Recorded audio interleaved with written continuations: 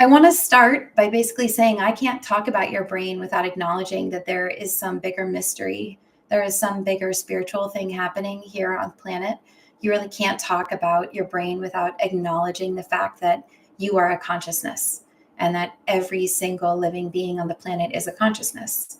If you aren't familiar with the Coming Home channel on YouTube, I would encourage you to check it out. It's all near-death experiences. There are interviews done by, I believe, a pair of brothers, and they're beautiful. And when you sit and you listen to people who've had near-death experiences and come back, or you dive into Dolores Cannon or Anita Moorjani or any of these people who really explore, well, Anita Moorjani had her own near-death experience. Dolores Cannon I talk about almost every week. I feel like she's a past life regression hypnotherapist that passed away just a few years ago. But if you're not diving into people who are exploring consciousness or people who have died and come back and really heard about what they experienced, you're missing out on some of the mystery that is kind of behind the 3D meat bag human experience that we have.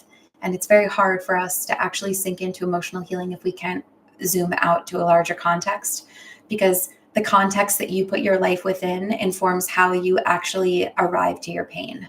If your pain has absolutely no meaning, if there's nothing going on here, it's very hard to actually find resilience within it and step into the growth that you're here to step into. So I always like to zoom people out, and I do call it that, zooming you out. You are some bigger being. You know, you happen to have a body and you happen to have a brain, but you are not a brain. So I wanted to start here tonight because we're talking about your brain. If you think that you are your brain, and if you think that every thought that comes through your brain is truth, is absolute reality, then it's going to be hard to separate from that. It's going to be hard to change what's happening in your mind.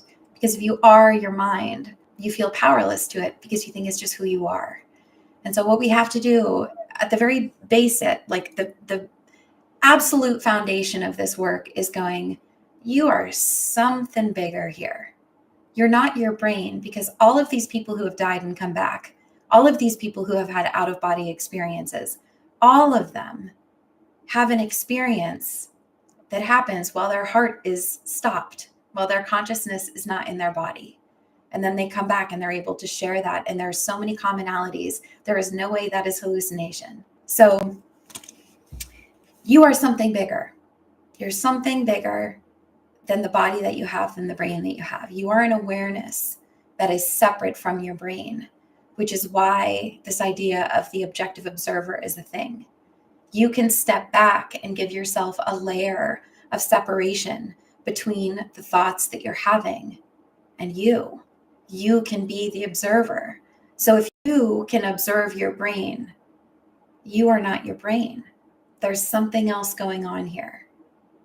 So I would invite you, if you do not dive into consciousness, if you do not dive into the metaphysical world, if you don't dive into quantum physics, if you have not listened to near-death experiences or watched at least the first episode, if not a couple of episodes of Surviving Death, if you haven't dived into any of this stuff, I would strongly encourage you to. It's really helpful for us to put our life in a context. It's really helpful for us to really figure out what we feel about reincarnation. I personally, at this point, feel like we've done this 8 million times. It's why past life regression is the thing. It's why the Akashic records exist. It's why little kiddos can come in and remember other lives that they've had.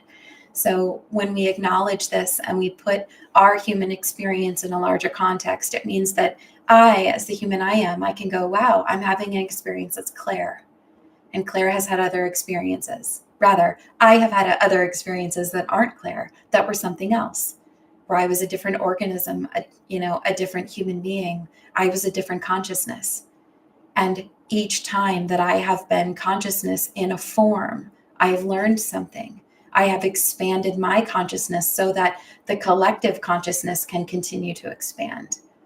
The collective is just a collection of individual consciousnesses that are all evolving. And so if we are to expand the collective consciousness, we have to start with ourselves because we are part of the collective.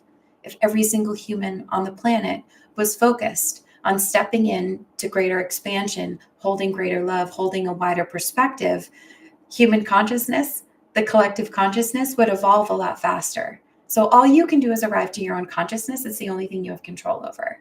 So we have to start here.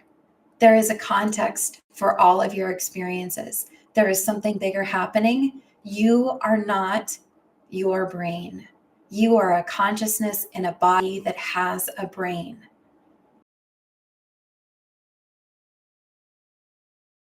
So your brain is just basically this machine that basically goes, all right, there's light around us. There's food in our mouth. We're drinking water. We're seeing things. We're feeling things on our skin. And we're taking all of that data, all of the things that we're hearing, everything we're smelling, everything from our five senses, and it's going through your brain. And your brain is starting to make sense of it all. So your brain is this really great sorting machine. And your brain looks for patterns out in the world. Your brain wants to keep you safe, okay? Your brain wants your body to stay intact. So in that way, your brain is like just trying to keep you, just trying to keep you in a human body for as long as it possibly can. So it's looking for patterns of threat. It's looking for patterns of like issues that you've solved before so that you know how to solve the next one. Your brain is just going, have we seen this before? If we've seen this before, let's pull up what we have on this topic and let's help this human approach this thing. If they need to survive, we'll help them do that. If they need to solve a problem, we'll help them do that. Your brain is just going, da, da, da, da, da, da, da. It's making sense of things all the time. Your brain likes to look for patterns. That's really all that it's doing. Once it notices a pattern, it starts to feed you what you've done before and what you've experienced before so that you have something to go on. So your brain really is just helping you arrive to the world around you, okay?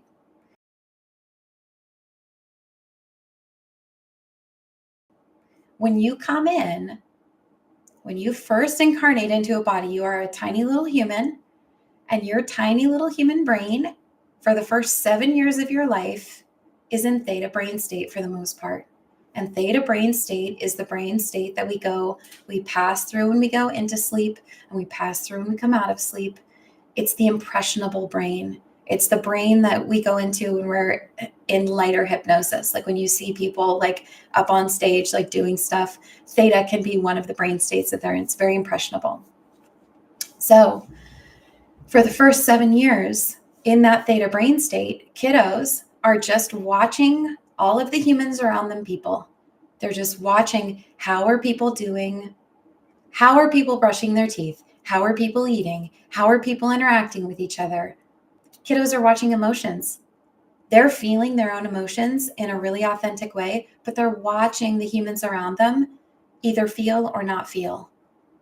Feel things a little bit, suppress other things. They're watching humans around them get punished for certain feelings. They're getting punished for certain feelings.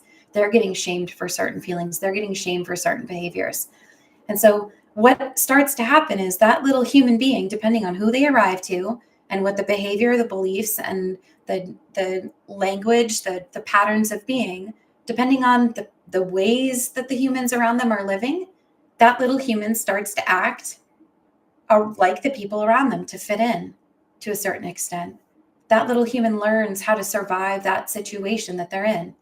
And so as that little human is collecting data, that brain is starting to give them ways to survive that. And so they start to come up with patterns of behavior to match the patterns of stimulus and things going on around them.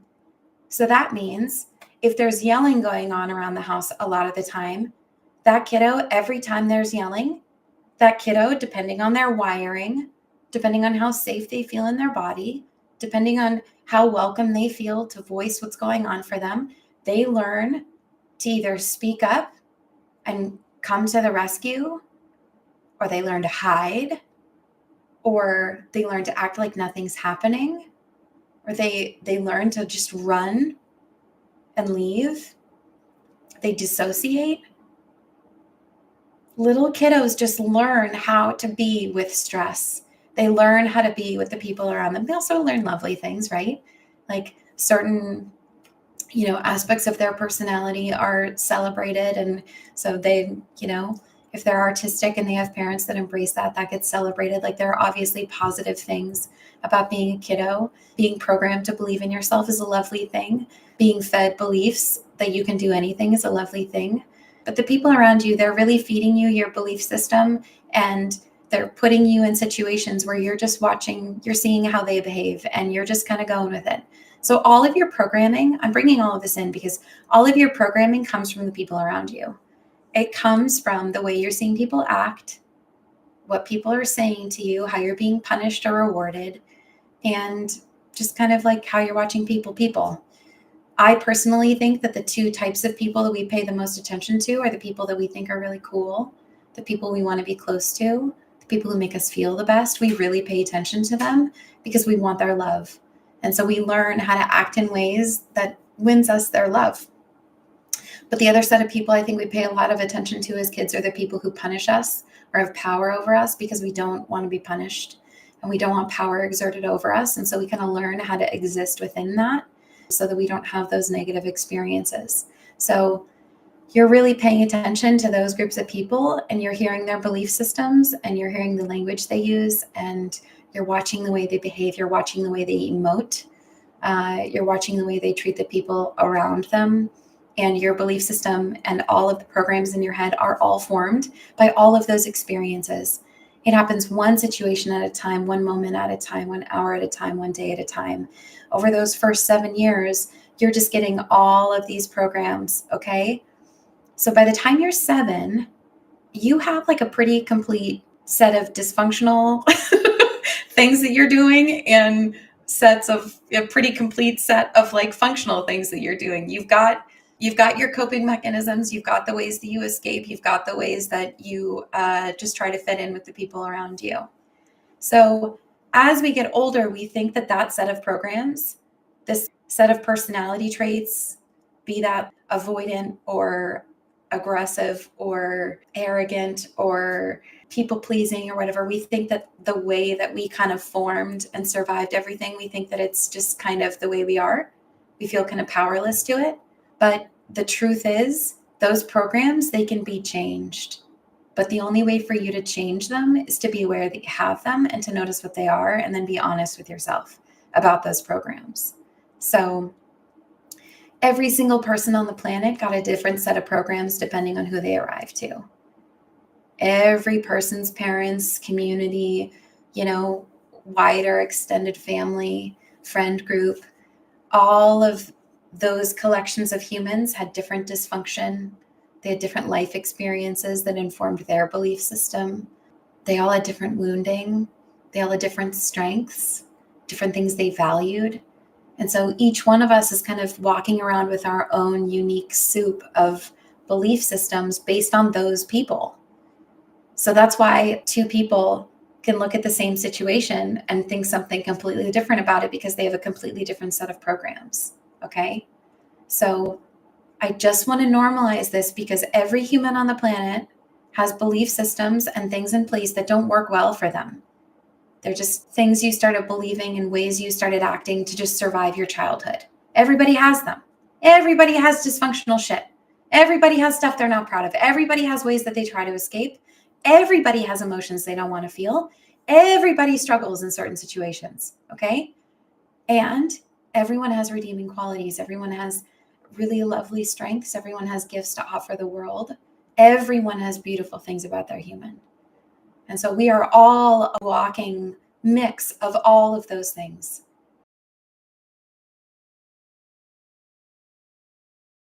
So I want to acknowledge that first because, again, everybody has a different set of mental programs that they're now, as an adult, getting to arrive to. And all of us are getting to ask ourselves, how helpful are these programs?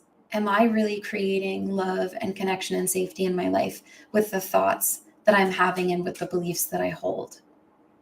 Because if I'm not, if I'm creating a life that does not fill my cup, that does not bring me meaning, that does not facilitate connection, that does not allow me to receive and give love, that doesn't allow me to feel safe with other people or maybe even on my own, in my body, right? There are lots of ways that we can feel safety.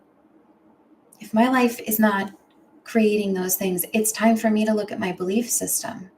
It's time for me to look at the thoughts in my mind because my thoughts and my beliefs are shaping my reality. They inform the way I respond to other people. And they also just color my inner world. We don't realize, I think consciously, what I'm about to say is going to sound like complete common sense. It's going to sound like, yeah, of course, of course that's true.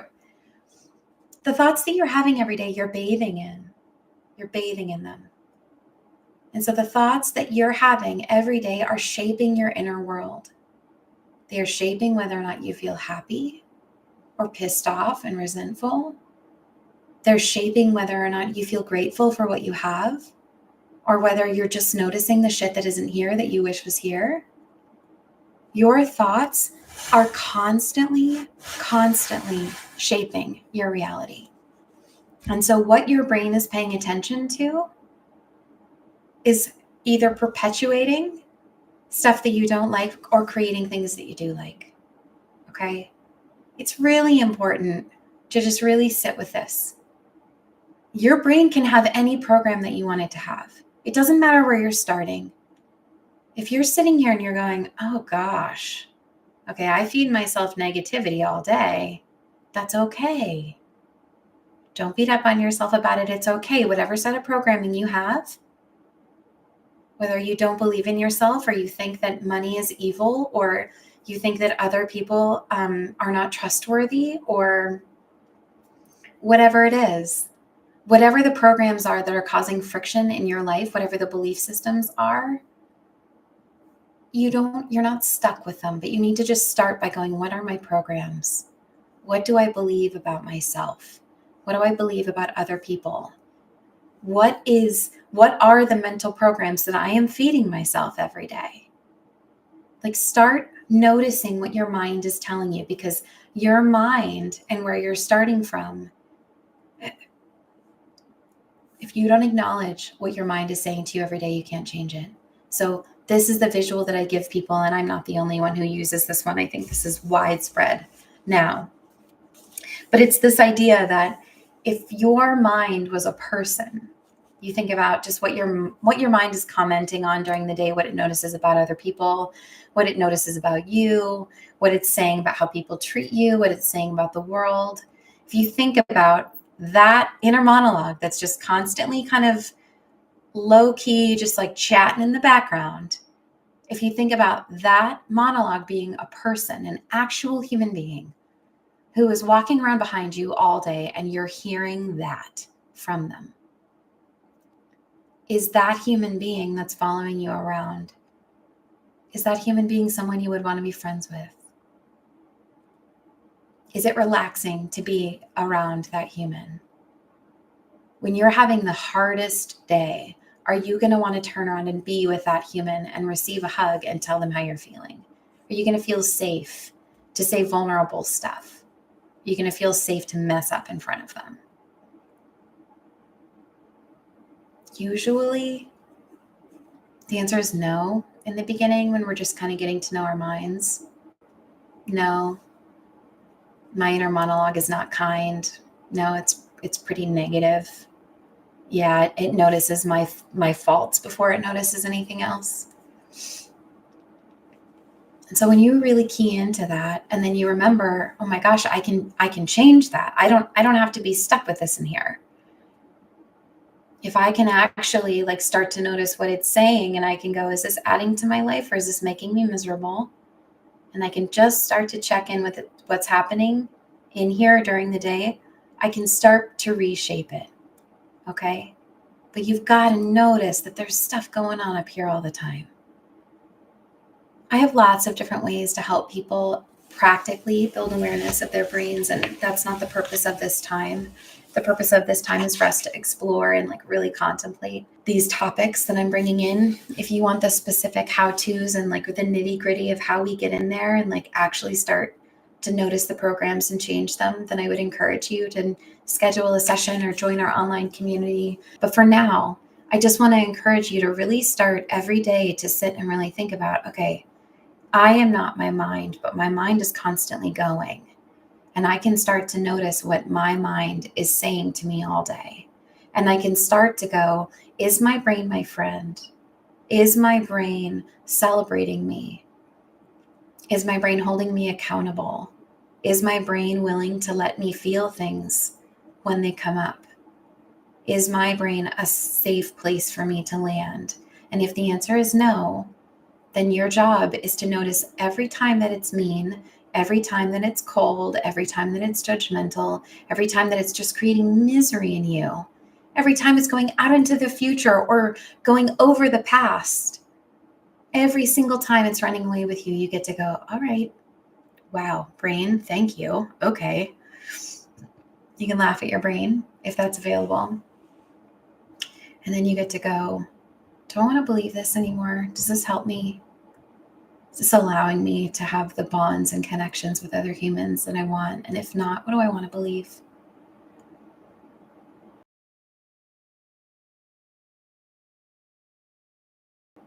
The reason that this is a part of intuitive emotional healing is because all of your emotions stem from the beliefs and thoughts that you have.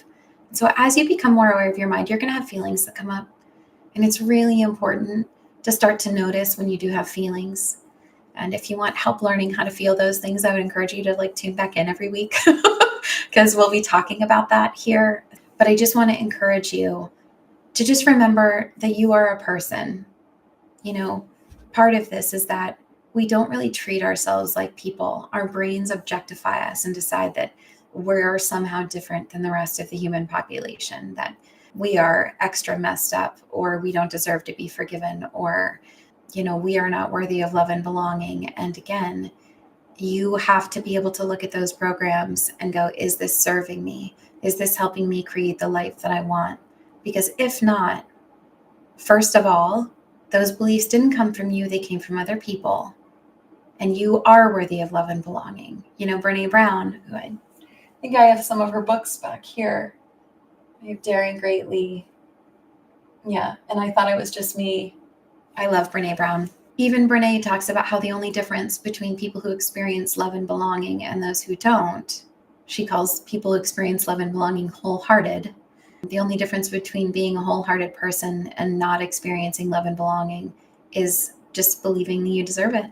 If you don't believe that you deserve love and belonging, you will not experience love and belonging.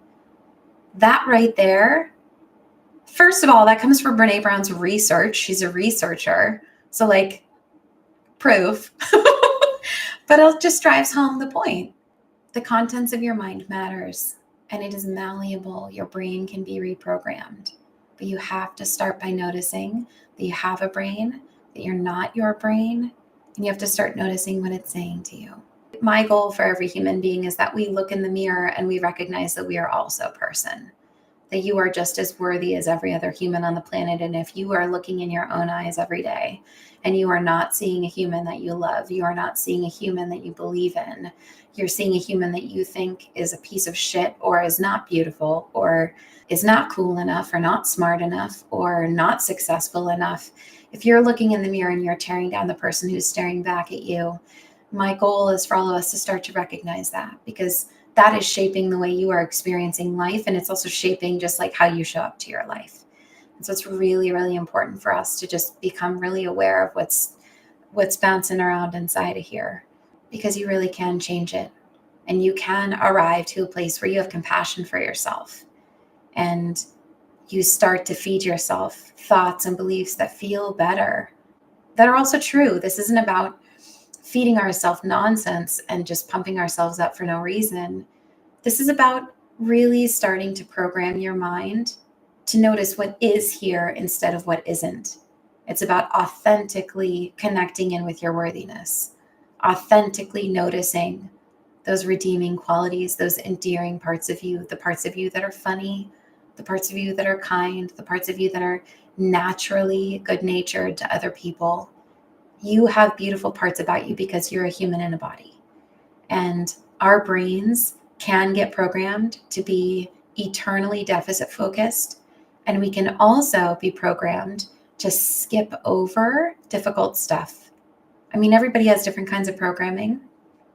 If you are someone who is chronically grateful, chronically goes to gratitude, and does not allow yourself to feel deeper, harder emotions, that is also a challenge, because you are not making room for your own humanity. And it means when other people feel deeply, they're not going to feel safe to feel around you because you feel uncomfortable. So if you want to be able to really meet people at a really human level, get deep with other people, connect at a deep level, have the meaningful relationships in your life that you really want, you have to notice your brain. What do you skip over? What are you not willing to feel? What are you not willing to look at? What are you not willing to admit to yourself? What are you not willing to hold yourself accountable for? Like, you got to start to notice what's happening up here, because you can be the human that you want to be. You can be the type of human that you want to be in relationship with. You can be the type of human that you want to have friendship with. You can be the type of human that you want to see other people be out in the world. That's possible for you. But it starts with you noticing where you are and going, that's okay, human. You were a little person who arrived to a group of people who gave you some programs that are causing you pain now. And that's okay, because they just arrived to a group of people that gave them programs that were causing them pain, and on back down the line. And so here we are at this really incredible time on the planet where all of us are aware that we can break ancestral lineages. We can start over. We can ascend out of this nonsense. We can create a new way to be on the planet. We can continue to evolve human consciousness, and that starts with ourselves. This is a deeply spiritual thing that we're doing. It is a deeply meaningful thing that we're doing. It involves our emotions, and we will talk all about our emotions in other weeks, but I wanted to start us here with our minds, because your mind is the thing that will keep you from feeling every time. If you're continuing to judge yourself, if you're continuing to only look at your faults, to skip over the stuff that you don't want to feel, if you're not willing to be honest with you about the experience that you're having, nothing else that I say is going to help you. So the very, very first thing you have to do is go, what is happening in my brain? What am I bathing myself in every day? What are the thoughts? What are the beliefs? Are they creating empowerment in me? Are they creating self-belief? Are they helping me to step into greater humility? Do I feel safe to make a mistake? Am I showing up as the person that I want to be? Am I willing to hear feedback from other people when I'm not showing up as the person that I want to be? Where am I starting from? What's happening with my human? And can I remember that all of the thoughts that I have are just thoughts, and they can be changed, because I am not my brain. I am a larger consciousness.